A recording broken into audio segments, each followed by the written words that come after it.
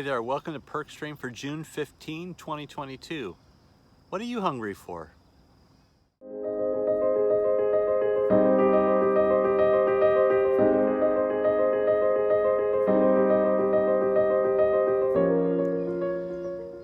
Hey, thanks for joining me today. I'm glad we could spend a little bit of time together. What do you get hungry for? Like what's your go-to snack or whatever?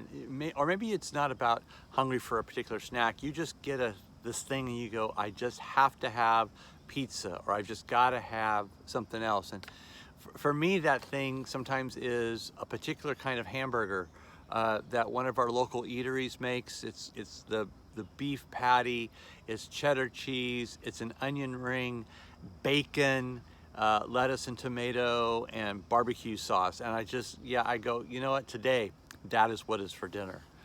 So we kind of get hungry. And so why am I making us hungry right now? Well, I'm gonna point us to John chapter 6.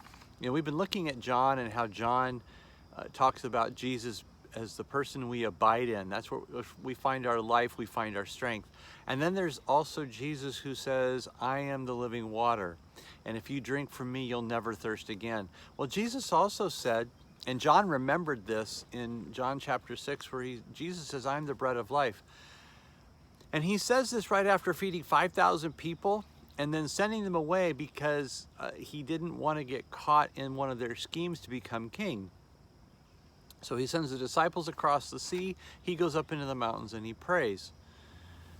And the next day, everybody comes back to that same place and they're looking for Jesus. They want to know where the food truck is. And so they don't find him there, and they know the disciples left without him, so where did Jesus go? And they decide to go to Capernaum, which was his home base. And they get there and they find Jesus and they go, Jesus, when did you get here? And he goes, look, you're not here because you want to hear more about me. You want bread. You got your fill yesterday and you figure, well, maybe he can do it again. And Jesus basically says in that moment, he says, look, what are you really hungry for?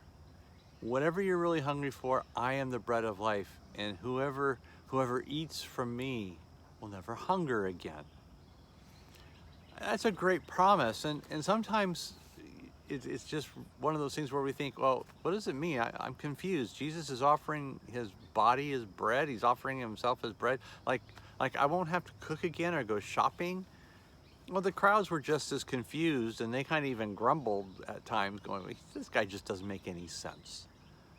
But Jesus wants us to understand that in our lives, in living, we get hungry for things.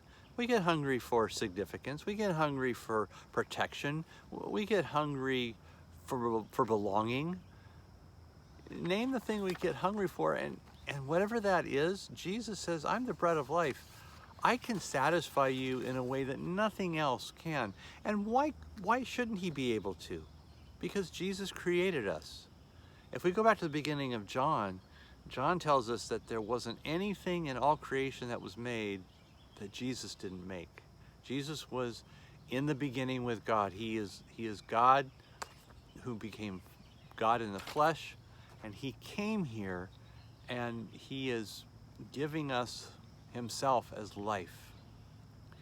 So if there's anything that we need, if we need significance, if we need safety, if we are looking for understanding of life, if we're looking for a life, Jesus says, come to me, I'll give it to you. But here's the thing, you got to be willing to put your hand in mine. You have to be willing to say, yeah, I will eat from your table. I will sit with you, Jesus. And I have found that sometimes that's exactly what happens. I find myself in a place where I am, I'm hungry for something. I'm hungry for calm. I'm hungry for peace. I'm hungry for something that I try to manufacture on my own. I try to find that activity, or I try to find that downtime, and it's not working. It's not bringing me any calm. And Jesus is saying, I just need you to stop and be with me. I was recently convicted, I guess, of that thought as I read a book by a pastor who has just been through the ringer with COVID and felt that he was looking for something, and he realized that one of the things that he had not really renewed or cultivated was his relationship with Jesus. Yeah, he prayed, yeah, he read the word, but sometimes just being still with Jesus. And I received that challenge from him and from another friend that I need to be able to be still sometimes and be with Jesus and let Jesus speak to me, which means I give him space and time to do that. That may not sound very practical because we are always filling our lives with other things. We're always filling our time, and stopping and being quiet, taking times for silence and solitude don't compute with us easily. But here's what I've learned, because I have tried it before in the past and I've been challenged to do it again, and that is take time for solitude with Jesus, to be quiet and let Jesus through his Holy Spirit speak into your life. And you will find that the thing that you're looking for, Jesus is willing to provide. So Jesus is the bread of life. What are you hungry for? I hope today you're hungry for Jesus, and that you will find space in your day to just be with him and let him fill you up.